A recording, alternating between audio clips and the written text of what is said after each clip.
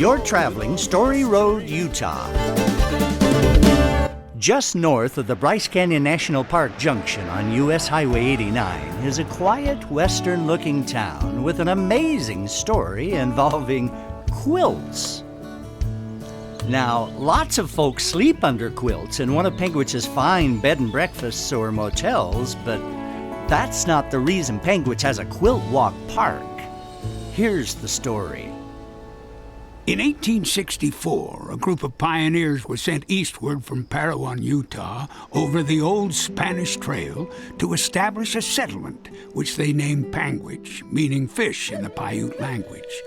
Panguitch sits at an altitude of 6,660 feet and has a very short growing season.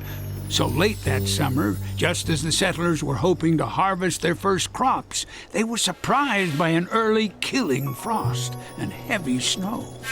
They tried harvesting the immature green wheat heads and boiling and eating them, but it tasted awful and was not nourishing. They tried to live off fish and wild game, but they couldn't get near enough to feed the settlers. Their last hope to avoid starvation was to send an expedition 40 miles west over the 8,000-foot mountain pass back to Parowan, where they could get flour and bring it back. All they would have to keep them from freezing to death in the frigid nights on the high mountains was their quilts. 7 men volunteered to make the perilous journey. One of them was Thomas Jefferson Adair, 50, hunter and sharpshooter in the Seminole Wars in Florida, but later lost 3 members of his family in a battle with cholera in Mount Pisgah, Iowa. They started off with a light wagon pulled by 2 teams of oxen, but by the time they got up to the 7,000-foot level of Lower Bear Valley, the snow was so deep the oxen could no longer pull through it. So they abandoned the wagon and started off on foot.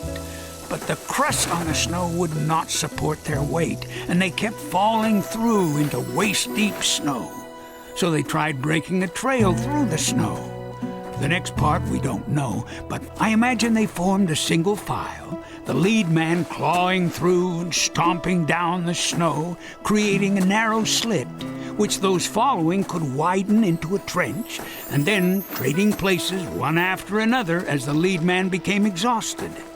But we do know the process was so slow that very soon they began to doubt they could ever make it in time to save either themselves or their families back in Panguitch. Thomas Jefferson Adair and the Bear Valley Boys sing, "Get us over this mountain, Lord."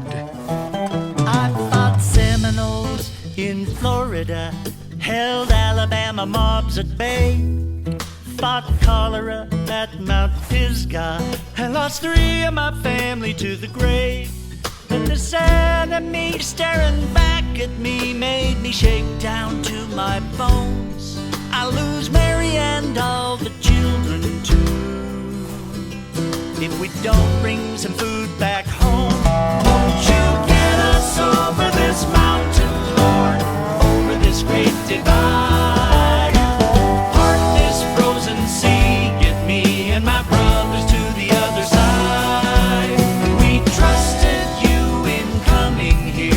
You make the pathway clear. Won't you get us over this mountain, Lord? Don't let this journey end here. They finally decided they needed divine help. So one of the men took a quilt out of his bedroll, spread it over the snow, and they knelt in a circle, each taking a turn to pray. At some point in that process, one of them realized, as long as we're on the quilt, we aren't sinking through the snow. The quilt spread their weight over a larger surface area, preventing them from breaking through the crust. So they took out several quilts and laying them one after another on the snow surface and pulling the rear quilt up to lay ahead of the first again and again, quilt walked over the mountain. They made it to Parowan, put 100-pound sacks of flour on their backs, quilt walked back to the wagon, and drove back to Panguitch, arriving in time to save the settlements from starvation. That's why Panguitch has a Quilt Walk Park and a Quilt Walk Festival the second week of June. Come walk in their footsteps on Story Road, Utah. Won't you get us over this mountain, Lord, over this great divide? Part this frozen sea, get me and my brothers to the other side. We trusted you in coming here, so won't you make the pathway clear? Won't you get us over this mountain, Lord? Don't let our journey end.